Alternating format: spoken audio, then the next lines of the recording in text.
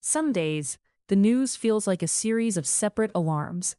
A disease outbreak in Central Africa, a war powers fight in Washington, earthquakes across 3 continents, courts arguing over who controls the machinery of American elections, and markets trying to decide whether artificial intelligence is still the trade that explains everything.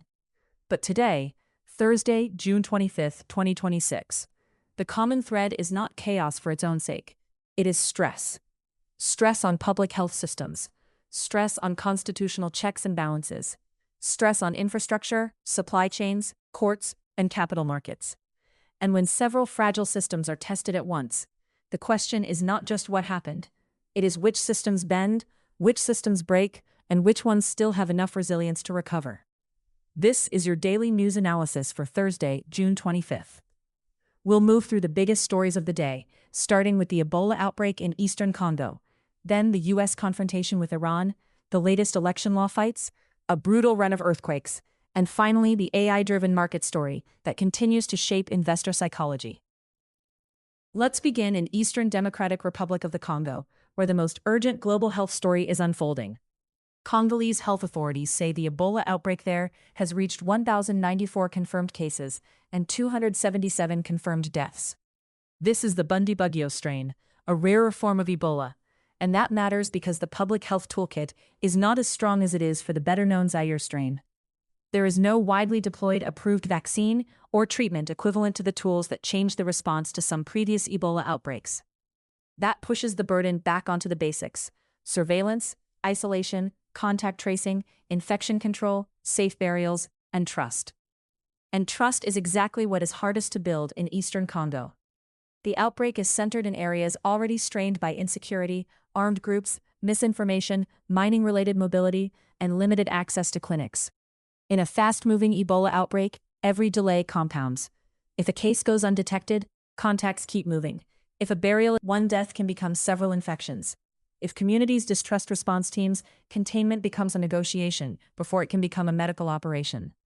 The interpretation here is straightforward. This is not only a virus story, it is a governance story. Ebola exploits weak systems. It moves through gaps in healthcare, gaps in security, gaps in communication, and gaps in public confidence.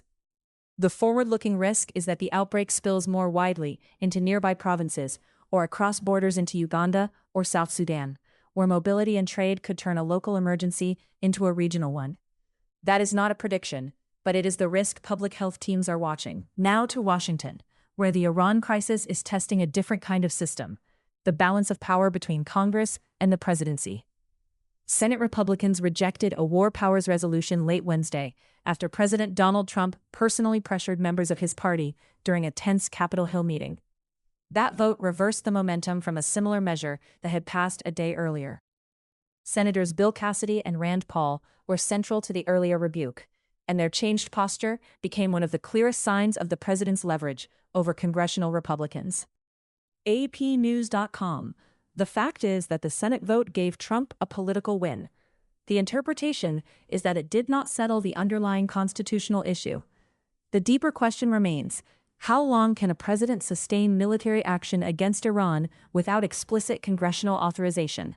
That debate is not new in American politics, but Iran raises the stakes because the conflict touches nuclear diplomacy, global energy routes, and the possibility of wider regional escalation. Diplomacy is moving on the second track. International Atomic Energy Agency Director General Rafael Mariano Grossi has said inspectors will visit Iranian enrichment sites under an interim U.S.-Iran understanding. Iranian officials have pushed back on timing and conditions, saying access to key sites depends on a final agreement. That public contradiction is not just noise. It is bargaining.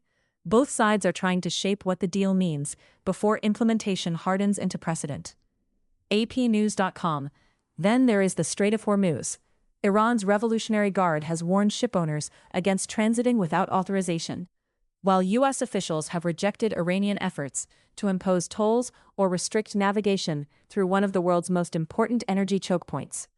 For investors, the practical question is not just whether oil moves today. It is whether the rules of passage remain predictable tomorrow. APnews.com. So the near-term scenario to watch is this. If inspections proceed and shipping lanes remain open, Markets may treat the interim deal as fragile but workable. If either breaks down, energy prices and defense risk premiums could come back quickly. The third major stress test is happening inside the American election system. A federal appeals court ruled that Michigan does not have to provide non-public voter registration information to the Justice Department, including sensitive personal identifiers. That is an important appellate setback for the administration's broader effort to obtain unredacted voter rolls from states. APnews.com.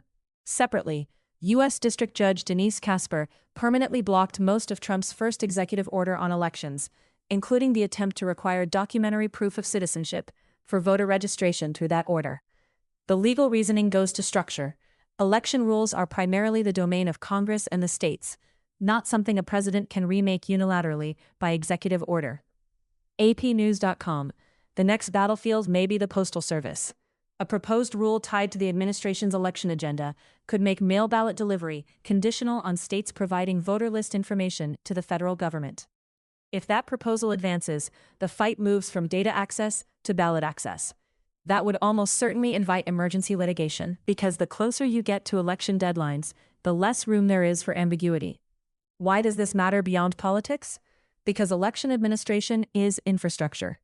Investors understand infrastructure when it means ports, pipelines, chips, or banks. But political infrastructure matters too. When rules are uncertain, institutions spend time litigating the process instead of preparing for execution. That raises the risk of confusion, uneven access, and post-election disputes.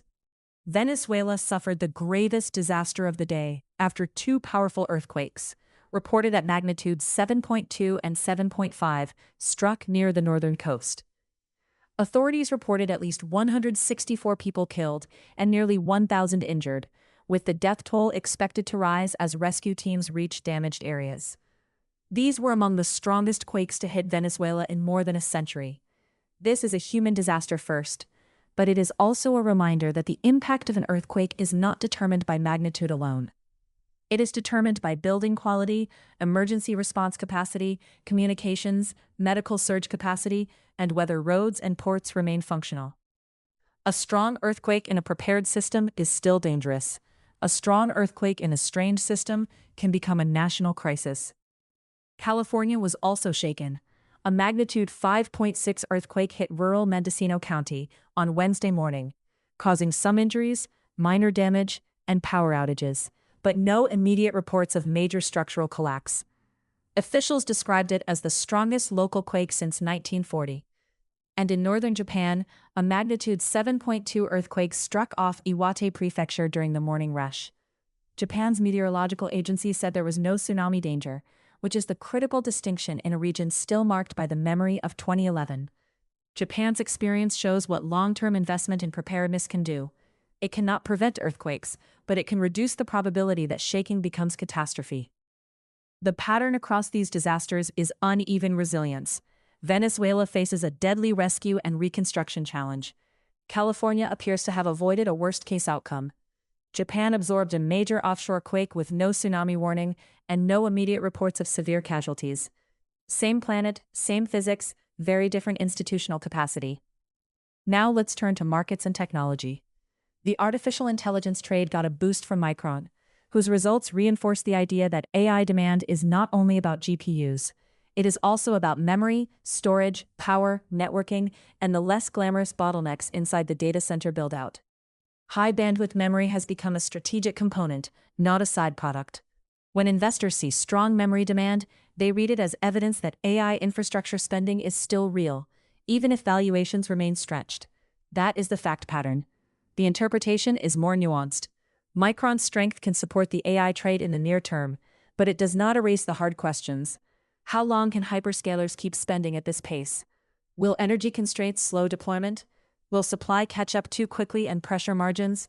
And are investors paying today for profits that may not fully arrive until years from now? IBM added a longer-term technology headline, announcing what it described as the world's first sub-1 nanometer chip technology, built around a 0.7 nanometer or 7 angstrom transistor architecture.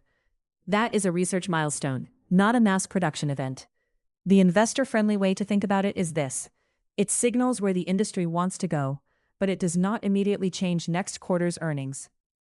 AI security risks surfaced at the same time.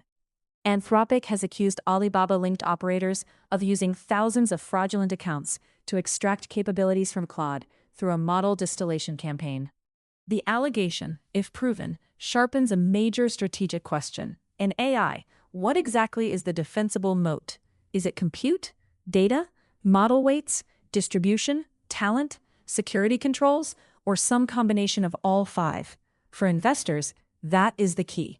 AI is both a growth engine and a risk surface. The same demand that powers chip revenue also intensifies competition, export control fights, intellectual property disputes, and cybersecurity threats. The banking system, by contrast, delivered a more reassuring headline. The Federal Reserve said all 32 large U.S. banks passed the annual stress test. Under the severe hypothetical scenario, banks would face about $708 billion in projected loan losses, but aggregate capital ratios would remain above required minimums. That does not mean the economy is shockproof. It means that, under the Fed's modeled assumptions, the largest banks are capitalized well enough to keep lending through a severe downturn. For markets, that reduces one tail risk. It does not remove credit risk, commercial real estate risk, or the possibility that a real-world shock behaves differently from a regulatory model.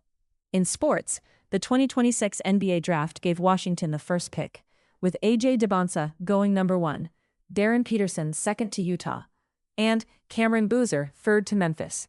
And at the World Cup, South Africa reached the knockout stage for the first time after a 1-0 win over South Korea, with Thapelo Maseko scoring in the 63rd minute. Those are sports stories, but they are also business stories. Franchise resets, media attention, national momentum, and the global economics of live events. So where does this leave us? The next 24 to 48 hours are about execution. In Congo, the question is whether responders can expand surveillance and treatment faster than Ebola spreads through insecure communities. In Washington, the Iran fight will test whether congressional dissent can survive direct presidential pressure. In election law, the postal system may become the next emergency legal battlefield. In Venezuela, rescue and medical capacity will determine whether the death toll stabilizes or climbs. And in markets, Micron bought the AI trade time, but not immunity. The broader takeaway is that resilience is not abstract. It is built before the shock arrives. It is built in hospitals, courts, power grids, building codes, capital buffers, chip supply chains, and public trust. Today's news is a reminder that when systems are fragile, events do not stay neatly in their lanes. A health emergency becomes a security challenge. A shipping dispute becomes an inflation risk. A court ruling becomes an election administration crisis. A technology breakthrough becomes a geopolitical contest. For investors, policymakers, and citizens, the message is the same. Watch the shock, but study the system underneath it. That is where the real story is. This analysis is for informational purposes only. It is not financial advice, legal advice, medical advice, or safety advice. For decisions involving investments, legal matters, health risks, emergency preparedness, or public safety, consult qualified professionals.